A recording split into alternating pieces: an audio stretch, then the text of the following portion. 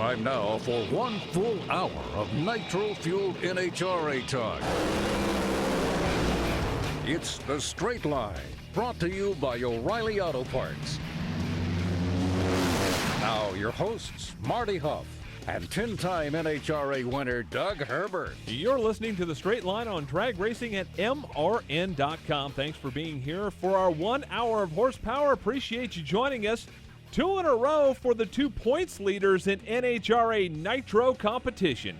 Antron Brown and Worsham go back-to-back and will be here. Also, a first-time pro winner joins us. Drew Skillman tells us about earning his first win in pro stock. We're in the beams and set to launch another edition of The Straight Line. Wherever you may be across the country, around the world, it is The Straight Line on MRN.com, and along with 4-time IHRA Top Fuel champion and 10-time NHRA National Event winner Doug Herbert, I am Marty Hough. And welcome back, my friend, back in the studio after a week in Las Vegas. And usually a week in Las Vegas usually means fun and games, but you were actually working. We were working, yeah. We had the Kia National Dealers Convention, so we were out there talking to those guys, working with them a little bit. They provide brakes with a bunch of vehicles and support that we can run our brakes program all around the country. So it was great to meet up with them. And obviously, the dealers are the place where the track and the road and the training and the team, everybody meets. And so that was where we had to go there and sell them on what we're doing and make sure they understand what we're doing and try and get the dealers more involved, which, you know, brings what we're doing more into the field. So that's what we were spending our time doing. Sure, because brakes is not only here in the local area in Charlotte, North Carolina, but now has programs all over the country, and you've got to connect with those local dealers. Well, exactly, because we need their support to be able to bring, to bring their customers. So when they're selling them a car, hey, do you have any teenage drivers in your family? Well, guess what? We've got something that we can do for you, and they give them information about brakes. So it's great for us. It's been a good program for Kia. They're excited about it, so we love them. We're happy. Yeah, we're happy about that. Yeah, and you get to spend a little bit of time in Las Vegas, which is never a bad thing.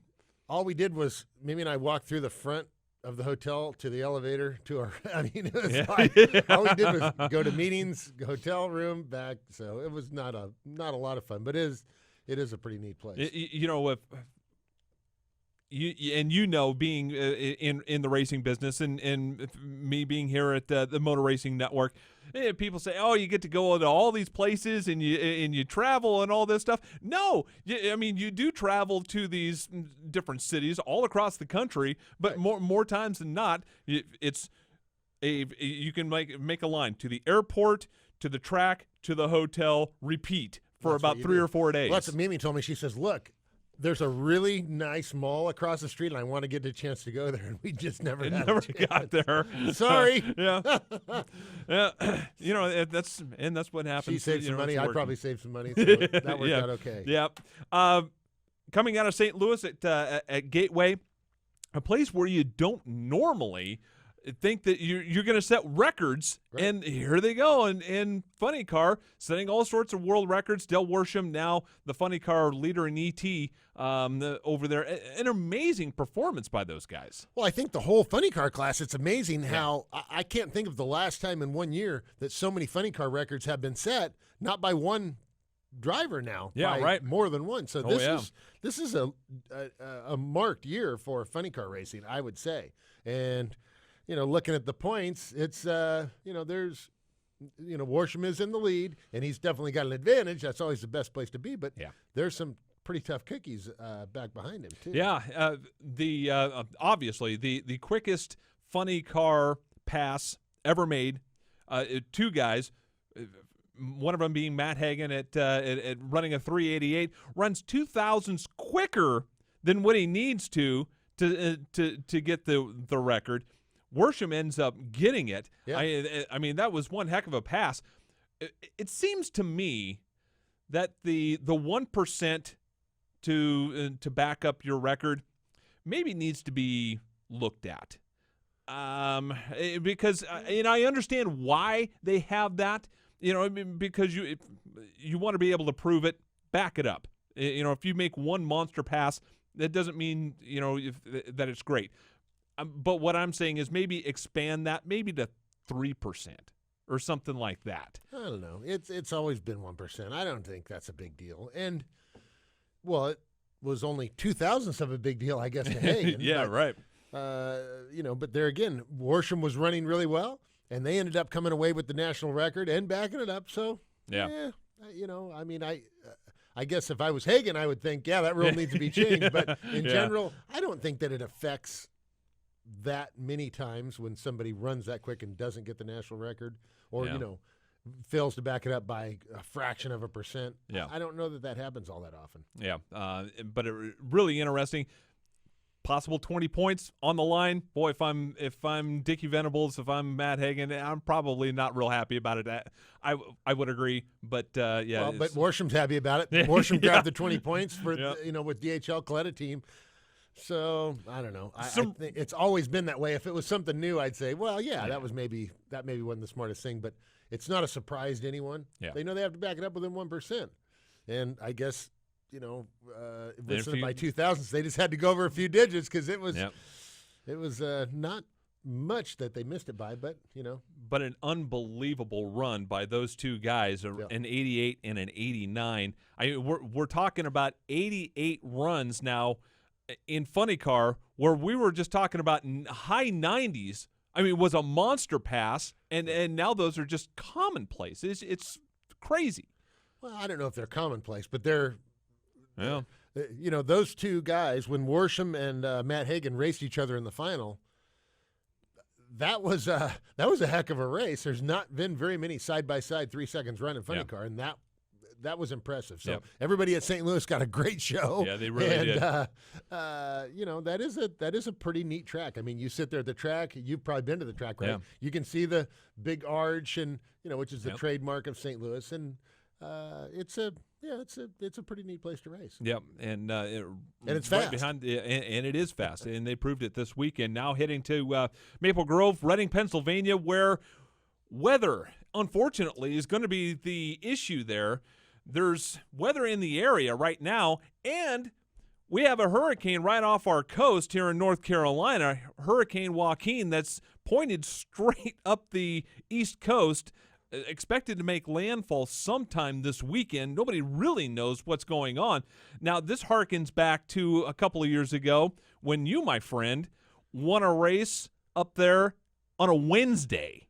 Yeah, that unbelievable. Was crazy. I think that was it was 06 or 07, and we ended up actually running first round of elimination Sunday. And then we ran one round each day and finally ended up running the final round on Wednesday.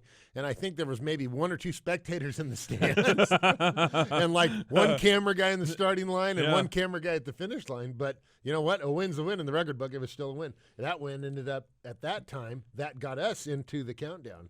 So Reading's always been a big place, and then even in the last few years, guys have went up there. I know Antron, I can't remember who else, have went up there and set records, and that has set them into being in a position to win the championship. So Reading can be a pivotal place for winning the championship, and I think this year, because after this race, then we've got 3 more rounds. So, you think about it, there's only 12 rounds of racing left after this weekend.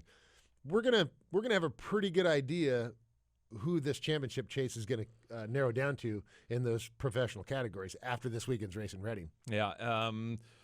The expected highs in Reading this weekend, high 50s. Oh, wow. I mean, we're talking about, really, really cool conditions. They are going to be wet. No question. If they can get a couple of windows where they can get some passes through and maybe get some qualifying in, I'm expecting – just looking at the weather forecast, that they're not going to be able to get all 4 qualifying runs in this weekend if they can get any. Well, of track conditions will be incredible. The other thing to think about is we're used to tuning nitro cars in those kind of weather conditions, so that becomes difficult, and they start doing things that they maybe wouldn't normally do. Now the track's going to be really good, but it's hard to tune a nitro car. You've got to have bigger fuel pumps. You do different, you do things differently to be able to compensate for those kind of weather conditions. So that's going to be tough. There's going to be a couple guys that have figured it out, and they're going to go really, really fast. And there's going to be some guys blow up their cars trying to figure it out. So it's at the end of the day, it's still going to be a very important point in the championship chase this year at Reading, like it always is. Yeah, and Pro Stock, I think this will affect Pro Stock more than just about anything else, because those conditions for naturally aspirated vehicles are going to be really key, because you can do a lot with the nitro cars. I mean, you can spin the blowers, faster or slower. Or they set a national record in Brainerd. So, well, yeah, exactly. I mean, as long as the track's good with a nitro car, you can make the power to get it down there.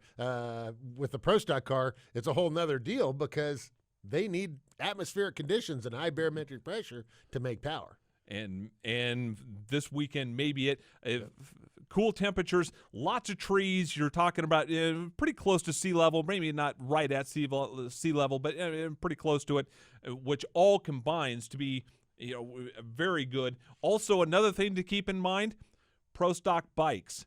They have yet to hit the 200-mile-an-hour barrier. They've been really close a couple of times this year. And while I was here, while everybody was here at ZMAX, talked to a lot of bike riders, and that was the one thing that they were looking ahead to, was maybe that they were taking their really good stuff, setting it aside, because they knew that record was possibly out there to be the first one to 200 miles an hour in Pro Stock bikes, which is very possible this weekend. Well, yeah, and that's one of the last really big breakthroughs that there's going to be. I mean, top fuel cars aren't going to go 400, or funny cars 400. 3-second runs have already happened. 2-second runs are probably pretty long ways away. So what's next? Yeah, maybe a 5-second Pro Stock run? I don't know, maybe. But 200-mile-an-hour motorcycle run, that'd be pretty big. Yeah, that would be really big, and they're looking forward to that, possibly at Maple Grove and Reading. When we return, we will talk to the winner of the funny car category at St. Louis Gateway, and now the national lapse time record holder, Del Worsham, will join us next. This is The Straight Line. More right after this.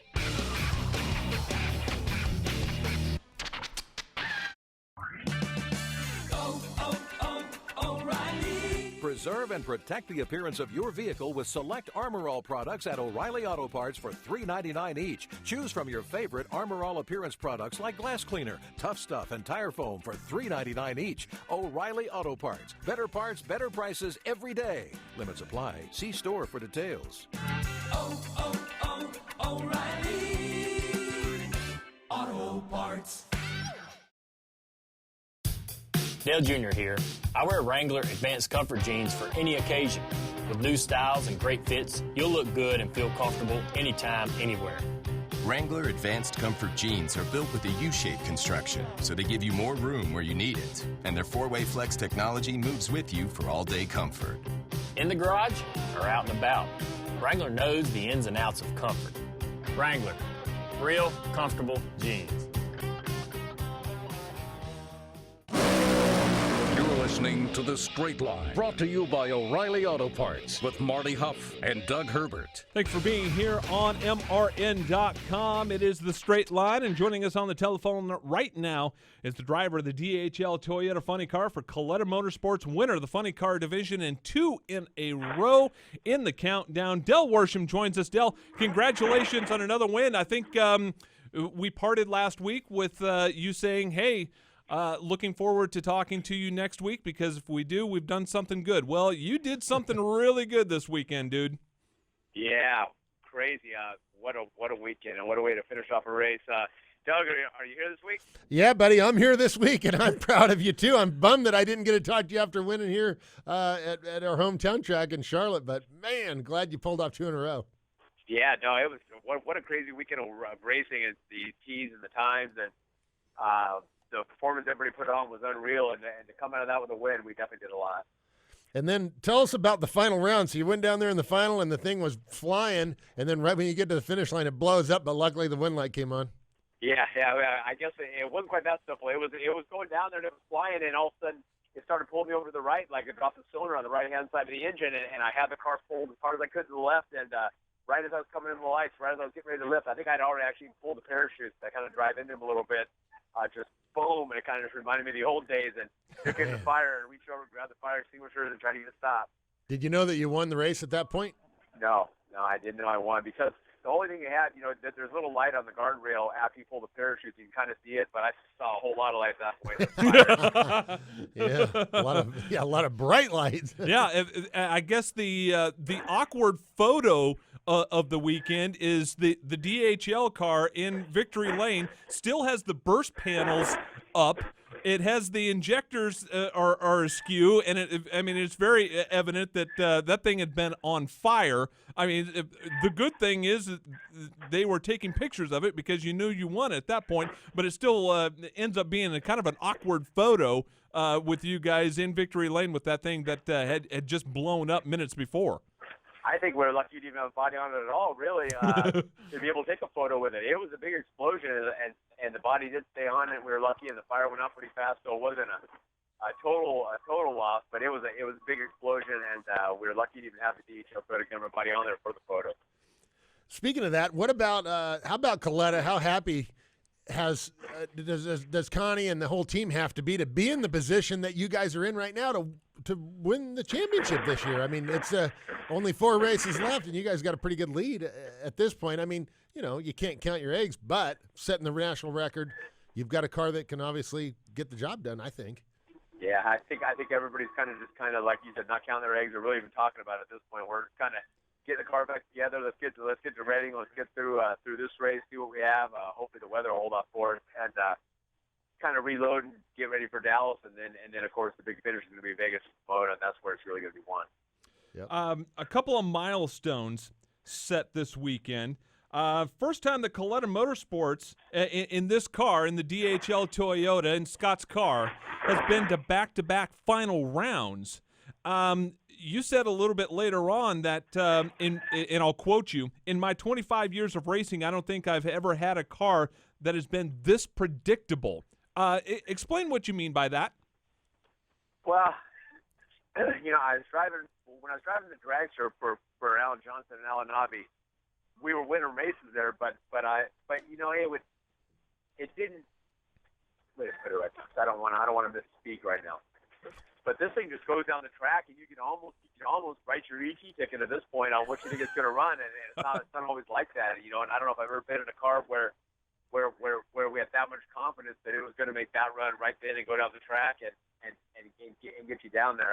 That was probably a little misspoken by myself because I've been in great cars through years, but the confidence right now in this car and this team is definitely high, and I feel pretty good about it.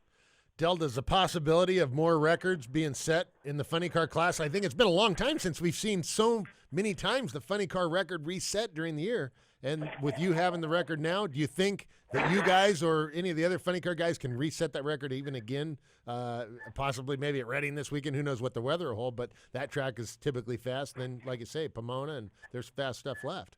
I think for sure. I don't think that 389 is safe whatsoever. Matter of fact, Matt Hager broke the record. He just went too dang fast, so he kind of hurt himself there a little bit by accident. But yeah, I would say with the weather forecast and the grip we get here at Maple Grove and the kind of conditions, it looks like we're going to see 387 or 385 probably is not out of the question. Wow. Also, some more fun facts, and this was they mentioned this on ESPN, but I thought I'd throw this out here again because it's a really cool stat. That Del is only the 4th driver to claim top fuel and funny car national records. The other 3, first of all, Kenny Bernstein, obviously. Mark Oswald being one, and the other one being Danny Ungaius, setting the national record in both funny car and top fuel. So just more accolades, but I mean, you get to put yourself, Del, among some of the best. When we start talking about championships, national records, in both funny car and top fuel, it's got to be kind of cool to look back on that and say, hey, my name is up there among some of the greats that have ever pushed the loud pedal down. Yeah, no, I agree. When I heard that stat, the Kenny Bernstein I kind of expected, and Mark Oswald, he was a great driver in both categories. I thought when they said 4, I was just sure the third one was going to be Gary Stelzy, and then when they popped off with Danny and Gaius, I was like, wow, what what an honor. Yeah, definitely cool. I just want to, I want to get into Reading here right now and have a good race and get out of here and hopefully keep this whole thing going and get home, get some rest, let the DHL guys get the team together and get to Dallas and try and finish this thing up. Hey, Del, what would you say your keys to success on the team? I mean, you came in there and, that team, obviously Cletus has always had a good team, but you guys are in a different level right now, really, than what the car's been at for a while. What do you think the keys to the success are? I think, obviously, you have a lot added to that, but what's happened that has made the team to be national record holder category right now? I think it was kind of our losses earlier in the season. I think we took some pretty tough losses that maybe we didn't run, and I didn't drive as well as I could. We didn't run as fast as we could, whether it was the final of the first 4 wide or what happened in Seattle. I lost on that whole shot with a car that should have won. Not maybe leave it a little bit on the table when we shouldn't have. So when it came countdown time, basically we're just going to run every single round and every single race like it is the final and make sure that there's 1,000 seconds to be had. We're taking it. Well, and the reaction times you had great reaction times all day long, and then low ET a first round. I got to say, you're as focused as I've seen you in a long time, and you want this. I mean, you want to win that race. You want to win the championship. You want to put that car in the winner's circle. I see that. I think everybody sees that. Absolutely. You just have to go up there with the mindset that you need to win it, that you're not trying to lose it, and that's the attitude I needed. And that's kind of what happened that year with Alan Johnson. I came to Reading and we set the record. I knew we had the fastest car, and I wanted the record, and I was trying to get the car staged perfect, and I wasn't focused on the reaction time like I should have been and lost on that great big run, that 373 run back then. And at the end of the season, when it came time, to race some of those big races with Spencer Massey, we're out there trying to win it, not trying to lose it. That's really the attitude that I have right now. Looking ahead to Reading, we've mentioned that weather is a possibility.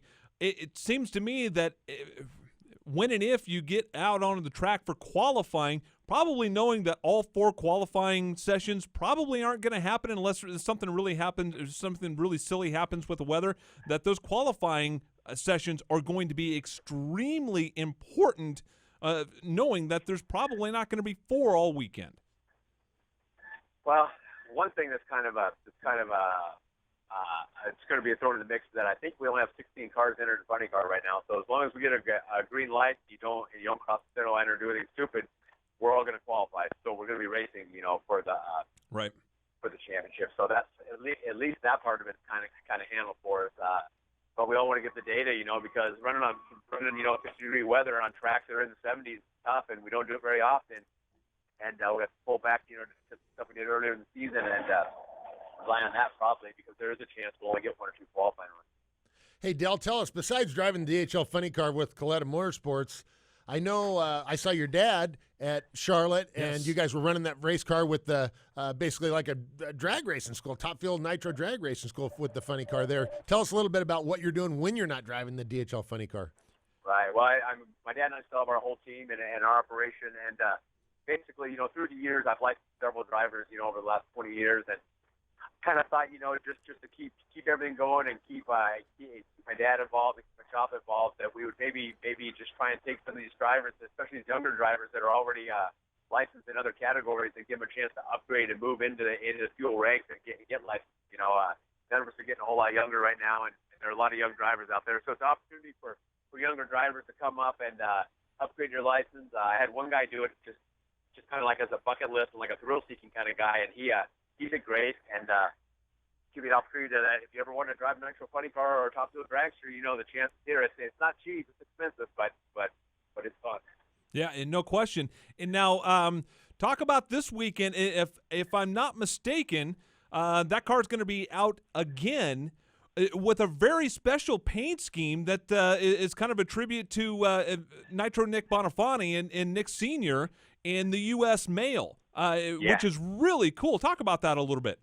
Yeah, it is going to be added. It's going to be really cool. It's going to be the U.S. Mail call. Paul Lee, who also worked for Bonifani like myself at one point in his career, is going to drive it. And this program was, for Nicky and his brother and everybody that ever worked for Nick is kind of part of that whole thing. Nick, he did a lot for for a lot of us, especially earlier in our careers. I worked for Nick when I was 20 years old myself, and he treated me fairly, and Nicky and I and Rob, we're all great friends, and I think it's just going to be exciting to go out there and give Nick,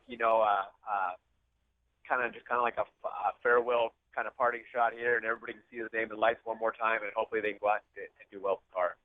Well, that'd be neat. I'll tell you. Yeah, Nick was a good guy and was a clutch supplier to me and everybody else that raced in a nitro car for a long time.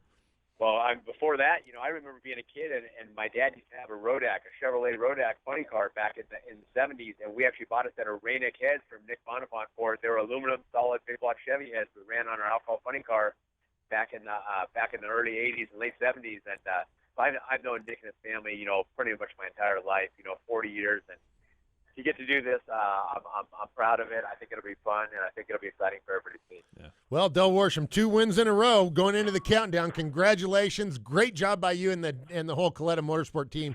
Congratulations. Good luck this weekend and up in Reading. Okay, awesome. Thanks, Doug. And again, Marty, hope to talk to you again next week. There you go. Del Worsham, points leader, 2 wins in a row, and the national elapsed time record setter at St. Louis. And when we return, we will talk to another back-to-back winner. Antron Brown joins us next. You're listening to The Straight Line. More right after this. Play to win your share of $1 million every week this football season at DraftKings.com. With 1 Week Fantasy at DraftKings, you can play when you want with the team you want. Just pick your contest, pick your team, and pick up your winnings. Hurry to DraftKings.com now. Use code COAST and play for free with your first deposit in Sunday's $1 million fantasy contest. This isn't fantasy as usual. This is DraftKings. Welcome to the big time. Enter COAST for free entry now only at DraftKings.com. That's DraftKings.com. NHRA drag racer Doug Herbert here to talk about safe driving. In early 2008, my 2 sons were killed in a car accident that was caused by speed and inexperience. After the accident, I learned that over 6,000 teenagers each year are killed in car accidents, so I formed a nonprofit organization called Brakes. Brakes stands for Be Responsible and Keep Everyone Safe. Please visit our website at putonthebrakes.org to learn more about responsible driving and what you can do to keep our roads safe. It's The Straight Line, brought to you by O'Reilly Auto Parts. Here's more with Marty Hough and Doug Herbert. Just a reminder, keep it here on MRN.com. At the top of the hour, we will have live coverage of the press conference at Stewart-Haas Racing involving Tony Stewart. So that will be coming up here at the top of the hour at 1 o'clock, and we're expecting an announcement from Tony Stewart, possibly about retirement after next season in 2016. We will find out officially what is going on with that here at 1 o'clock. And right now, joining us on the telephone line is the driver of the Matco Tools Top Fuel Dragster and winner of 2 in a row, points leader in the Top Fuel category right now is Antron Brown. Antron, thanks for joining us again, and congratulations. Thanks, Marty. It felt real good. We snuck out there in Charlotte and to go to St. Louis, where I don't know what's out there in the atmosphere out there, but we go there and we can do no wrong. But it's just one of those good racetracks that go with our setup of our car. And Brian and Mark, they like it, man, because our power level's always good out there. And then they know how to put the coals to it. And our Matco Tools boys just did a fantastic job, bro. I'm just blessed to be on this team. It was an incredible run out there at St. Louis.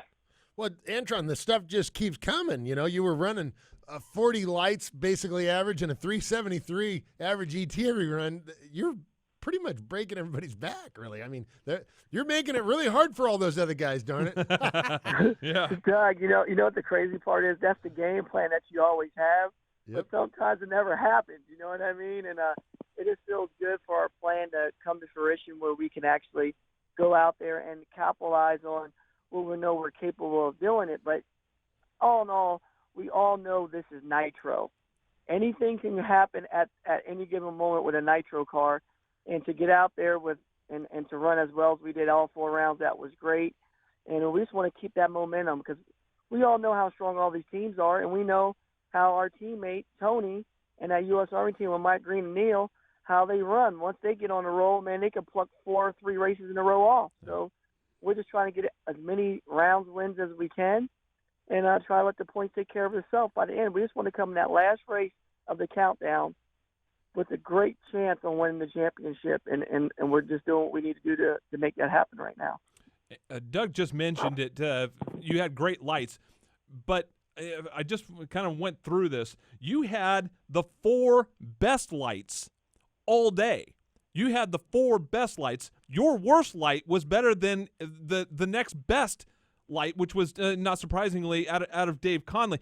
I got to thinking about this. I mean, that's almost like bike territory when you're cutting 40s consistently like that. Is there anything that you can take from your years in bikes, at least at the starting line? Obviously, it doesn't translate anywhere else, but at least at the starting line, is there anything that translates from your years in bikes to what you're doing now in Top Fuel? You know, Marty, honestly, the bikes is just they're quicker reacting vehicles. You know what I mean? So when you go up there, and Doug knows what I'm talking about, is if you got it, you got it. You know what I mean? But the thing about it is that to do what we've done in the Top Fuel ranks, where we went 40s every lap, and I always say we because it's not just me, because the car has a great deal to do with your reaction time also. I mean, if your car, if you don't hit the gas pedal, the way they got the fuel systems in these cars and the way the injectors are, the blowers and the power level, when you step on the gas, these cars are a lot more responsive than what we used to have back in the day, like when I first started in 2008. In 2008, the cars did not leave like they do now. So with that being said, my team gives me a great car every round for it to do what it does. And I hit the gas pedal. You have to get in that zone. And the last thing you want to do is have a great race car and you're late on a tree and you lose. And I know exactly what that feels like because Dave Conley took us out on a hole shot in Indy. Wow. And that didn't sit well with me after that. And I went back to work. I'm always working hard. But the thing about it is that I messed up and I slipped up one time, and then I was on the outside looking in. And when the countdown started, I knew for sure that I did not want that to happen. You know what I mean? The countdown. Well, hey, and before we go too much longer, I want to make sure I tell you thanks so much for coming to Breaks Pancake Breakfast over there. I know you guys are busy and you've got a lot to do, but man, I appreciate you coming over and you do just such a great job for us coming over there and talking to the families that are there and talking to the race fans that are there and helping us out. So thanks always for doing that, buddy. Appreciate it. Not a problem. Not a problem, Doug. That's what it's all about, man. Your Break Foundation and just what it's all about, how it's giving these defensive techniques and putting young kids and even adults put them in that situation where they can actually try to drive a vehicle that's out of control and give them that extra confidence of knowing what to do when those incidents happen and how to handle them. I mean, I'm telling you, brother, like I tell everybody, I said, my daughter's getting really close to the age where she's about to get her learner's permit. And, brother, she's gonna go to at least 2 or 3 of your schools. Oh, good. We'll make you an instructor. You can come. You know? We will put you to work. You bring her every weekend if you want. That'll be great. Absolutely. Shoot, I want to get in and do it too, man. Shoot, that's it looks like a lot of fun. It's not just training or you going to a school. It's actually a lot of fun to put the car through the skid test and put them through the slalom and go around cones. And, I mean, it's fun. It's fun. You know what I mean? It'll be fun. Well, we're going to have to train you a little bit. You're getting so good at going straight. We're going to throw little curves at you here, you know. But you are good at talking, so we can put you in an instructor position, and you'll be like an honorary brakes instructor. We'll put you to work, and we'll bring your daughter, and she can go through the whole thing. Hey, I'm all about it. I'm all about it, Doug. It's just something I truly believe in, and man, we just can't thank you enough because you're just doing a great job for everybody out there, for a lot of kids. And for a lot of young adults that's going through your courses. I mean, it pays great dividends, man. You're doing something real special, man, real special, and I support it 100%. Thanks, pal. I appreciate it. We're going from a place, Antron, that I've said last week that they ought to just rename the place Antron Brown Raceway, and you backed it up, to a place that hasn't treated you very well. I was really shocked to find out that you've never won in anything at Maple Grove, which is basically your home racetrack. I know it's been crazy, man. It's been crazy. Like, we've been there in the finals numerous times, but never won that race. And that's definitely one that's been eluding us, and we want to definitely get after and get that win out there, man. Definitely get the win, but we're not going to go in there thinking about winning it. We're going to go out there and just attack it like we've been doing all these other races. And first is to try to qualify and get a good qualifying spot, and then take it one round at a time and just give it everything we got every round. And if we do that, everything else takes care of itself. And you have to.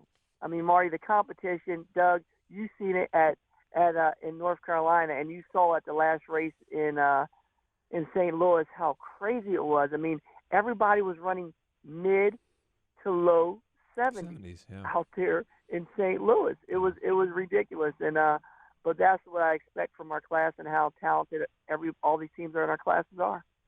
Well, and what I was thinking about is your team with Matt Coe over there with DSR and Brian Karate and Mark Oswald and Mike and all the guys on your team. They've been with you for a long time. You guys are like family, and it's the same as Schumacher, but obviously too, you guys are 1 and 2 in points. I mean, you have something going on that it's going to be hard for anybody else to beat, in my opinion, right now with where you are. Well, Doug, you hit the nail on the head right there for sure. When you're talking about the family and the team, and that's something the U.S. Army team has also, is that you have a team that's been together for so long and you're growing. And, we have a couple new crew members here and there throughout the years, but you're only gaining one. But when you keep that nucleus together, like Bryant, Mark, Brad, Mike, Wayne, he's been there even longer than everybody else too with Brad. And then you go to Mike, and then you go to the rest of our other boys like Kyle, Chris, and Matt that came on board, Omar, new guy, and then Brian Shearhart, who's been with us back from the David Powers days that came back to do our short block. I mean, we have a strong group of individuals that we can communicate by just looking at each other. We don't even have to even say words, and we know what's on each other's mind. And when you get that kind of symmetry going on together, you get the type of results that we have out there on the race car, because each guy doesn't do their job. They come back to Brian and Mark and see when they have a problem in their area or what they see what else is happening. And when you get that kind of communication going on, you can cure problems at an instant. It doesn't take you, they don't lag on for races and races. You fix them within a race, and you get right back on the horse again, and you're able to come out that race with some more round wins or winning that race because you fix that problem so quick and so fast. And that's the trick about being great in the fuel category, is that everybody can put a tune-up in. But the thing about it is, who has the quickest problem solvers on their team? Because me and you both know, Doug and Marty, is that the nitro classes is that everybody can throw a great tune-up at it, but who can problem solve and get the problem fixed so you can get back on track again as quick? And that's the key. Yeah, no question about that. And I know you drivers are creatures of habit and a little bit superstitious, and so when something is working, you want to stay with it. But this weekend, going with a different paint scheme up at Reading, but for a really good cause. Talk about that, Antron. Yes, it's called Tools for the Cause from Macro Tools. So we support the Susan G. Komen Foundation with breast cancer awareness.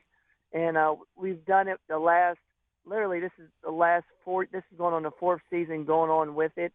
And it's just an incredible program where Macro has donated close to over $600,000 to Susan G. Komen by doing this each and every year. So we're just building up, and the thing about it is we just want to support all the women that is going through breast cancer or that survived breast cancer, and even recognize the ones that didn't finish their battle.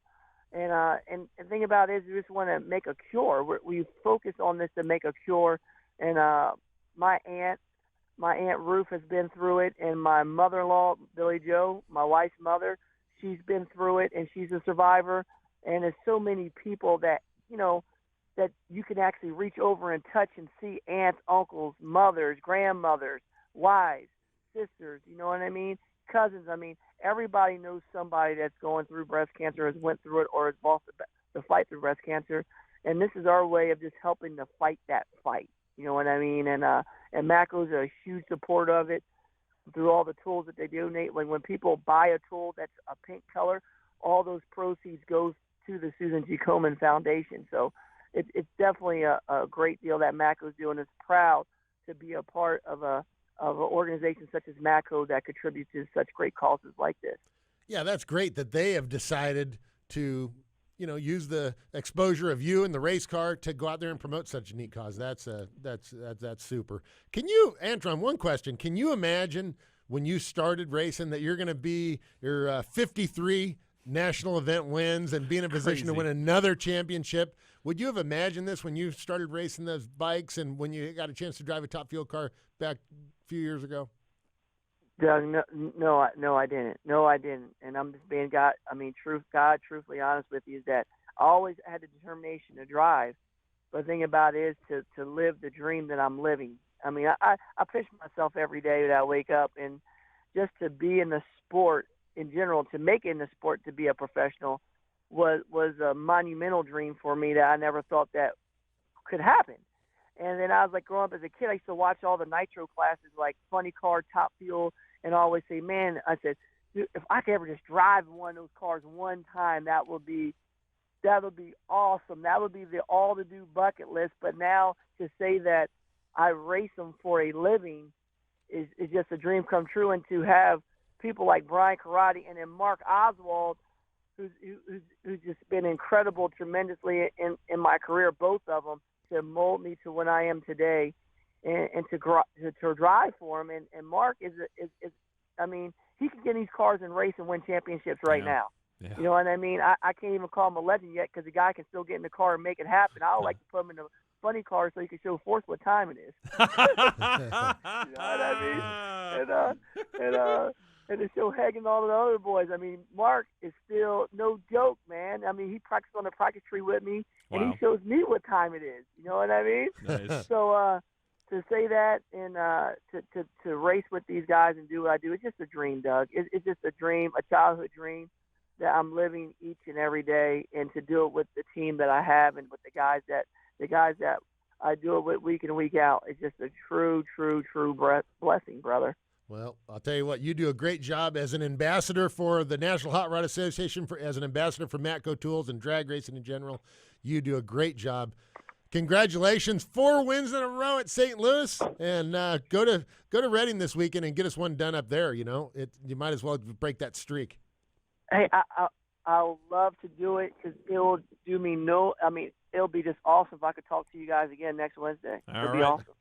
We'll look forward to it. Antron Brown, driver of the Matco Tools Top Fuel Dragster and winner of 2 in a row this past weekend at St. Louis being number 2. When we return, we will talk to a first-time winner, Pro Stock winner Drew Skillman will join us next.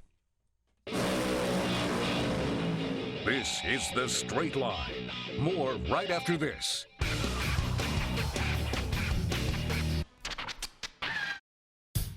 Dale Jr. here.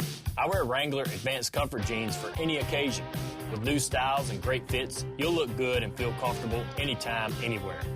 Wrangler Advanced Comfort jeans are built with a U-shaped construction, so they give you more room where you need it. And their 4-way flex technology moves with you for all-day comfort. In the garage or out and about, Wrangler knows the ins and outs of comfort. Wrangler, real comfortable jeans.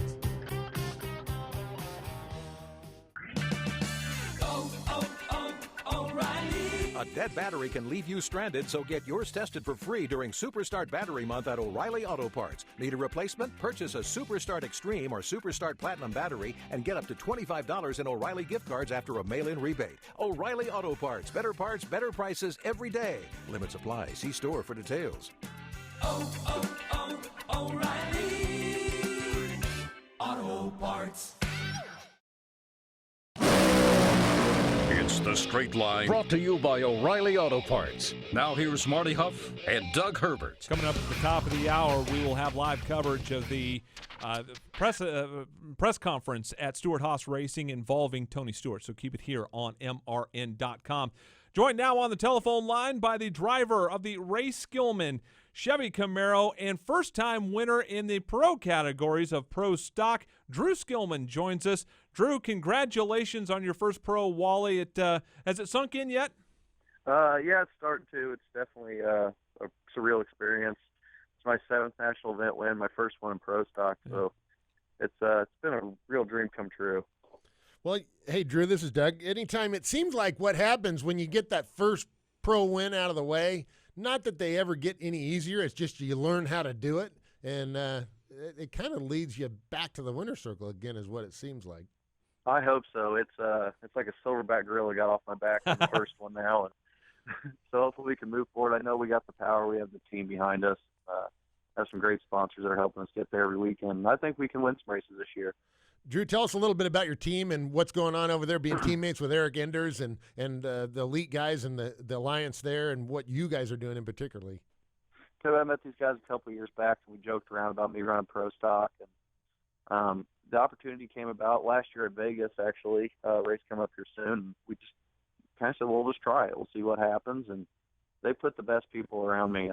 Mark Ingersoll is one of the best crew chiefs, I think, out there right now. And I got a young crew that really works hard. We have what it takes. We're doing well. This is not, as you mentioned, this is not your first rodeo with the Wally or with Victory Lane at 6 sportsman wins, including a double up in stock and super stock in the same event back in 2012, which very, very few people have been able to do this. But this all goes back to your family. You've been racing, and the Skillmans have been racing for a long time. Your grandfather and your dad both have been in the sportsman ranks for a long time. Talk about your legacy in NHRA drag racing. We actually didn't start NHRA until 2010. My grandfather was a big circuit track racer, raced ASA and All Pro and a few different classes like that back from the 70s on. And then he retired from racing, and in 2010 we got some Cobra Jets. He's a big car collector, and we were going to collect them, and we took them out once, and the needle got shoved right back in the arm, and that's when I started racing. Well, you're seeing something. Mark Ingersoll has been around for a long time, so to have him as an asset on your team, he's a great asset, and being able to go to the final round up there against Erica when you just got beat by her a few weeks back at Indy. What were your feelings pulling up there to the starting line? How were you feeling, and how confident were you that you were going to get it done this time? I felt like I was going to be sick. You could see the proof in the pudding with her driving. She's the best out there right now, and just to have the opportunity to race, especially against your teammate, it's the best case scenario at the end of the day. But at that time, it's the most pressure. So it was nice to finally get one done. And she's taught me how to drive a Pro Stock car. I'd never been in one before till this winter, and she's the one that helped me the whole time. And it's nice to kind of beat your sensei, I guess. When somebody, your opponent, especially in the finals, coming up, has pulled a 002, a 002, and a 003 light in the final, obviously you didn't know what she was going to be up to in the finals, but obviously she was psychic at the line at St. Louis. Does that get in your head a little bit? I mean, do you know that, or did you know that heading into the final that she had been, just razor sharp? I knew she wasn't going to be late. We actually were joking around about it. I go, why don't you just give me a 20 so I can get in there? That's right. Not going to happen today. No. And she's a killer. When she goes up there, there's no mercy for anybody. She's the best at game day that's out there right now. When she concentrates, it's unbelievable. Hey, Drew, what does your team have in store for the coming up races here at Reading this weekend and going down to the final races in the countdown? Do you have what it takes to move up some spots in the point and to be the championship contender coming down to Pomona? I believe every weekend we get at the racetrack, we have the potential to win. It's in drag racing, that first lap's the most important. If we start off good, we have potential to win every race. But I think we have what it takes. We know we tested in Reading already this year, so we have a little bit of a gameplay to get there, and we'll be fine. It's going to be a good race. I think Elite's going to finish up at the top all across the board. We have Vincent now on board, and he's a hell of a driver, so we'll be good. And looking ahead to Maple Grove, Obviously, and we've talked about it during the show, that the weather forecast does not look real good. Do you have to mentally prepare yourself, or are you just heading up there with the mindset of, hey, I'm just going to let the clutch out 4 times in qualifying and hopefully 4 times during eliminations, and let the puzzle pieces play themselves out? Or do you kind of have to put it into the back of your head that you may have some time to wait? That's drag racing. It's a hurry up and wait game. So I've gotten pretty good at sitting in the rain in the motorhome. But we'll be fine. The weather, they say it's going to rain, and it doesn't. They say it's going to be perfectly sunny, and it rains the whole time. So we've been there before, and can't let that bother you. We'll have a good weekend. I think it's going to be fast when we do get a run. Yeah. It's going to be nice and cool. So I expect some records to be set there, and I'd like to be the one to do it. I think we're good. Hey, Drew, one thing that you said that I've always said, that first run that you make at a race going into a track, that first qualifying run is always critical. It just kind of sets the tone for the weekend. It sets you up in a position for that night run on Friday night. That tell us a little bit more about why you've formed that opinion, and that's opinion I've had for a long time too. That first run is critical. It's really hard to start when you're already behind the ball. And if you're on the ball, it's like you roll out of the trailer, everyone's chasing you then. It's a lot nicer to be chasing. It's so important for us because it's minute changes in the car that will change it 100. And if you're already close, way easier to get those small minute changes. You don't have to swing for the fence. You know where you're at. If you're lost, it's really hard to get there. And we'll wrap it up on this, Drew. And it doesn't come down to a numbers game. It comes down to a vote. But as of right now, it appears that you're probably the leading candidate for the Road to the Future award. What would it mean for you to win that award, which is basically NHRA's Rookie of the Year? That, in my opinion, it's the biggest honor in the sport for a rookie. Besides winning the championship, I like to do both if I could. Yeah. But it would be an absolute honor. There's some extremely good drivers that accepted that award, and I'd like to follow in their footsteps and hopefully have a successful career. Well, Drew, congratulations on winning last weekend in St. Louis. Look forward to seeing you in the winner's circle again, and go up to Reading and give them what you got, man. Appreciate it, Doug and Marty. You guys do a great job, and thanks for having me. Drew Skillman, driver of the Ray Skillman Chevy Camaro for Elite Motorsports and winner up at St. Louis this weekend. And I think the famous line is that I think we had Erica on the week before, or a couple of weeks before she had her first win, and she'd got to a couple of final rounds and had been lost and was kind of down in the mouth about it. And you said, hey, once you get that first one, it's just like the dam's going to break and they're just going to keep coming, and it did. And it may be for Drew Skillman because the kid can race. He's got a long lineage in racing, and right now has a good team. He's with the right team. Mark Ingersoll has won plenty of races with a lot of different pro stock guys. I used to fly with him. I'd see him on the airplane, flying out of Charlotte, going to whatever race. He's one of the top guys. So to have him on your team in pro stock, that's a pretty big ace in your hand. No question about it. And I think something that has probably been swept under the rug a little bit is Vincent Nobile left KB Racing and now it has an allegiance with Elite, which is just more data for them. Right.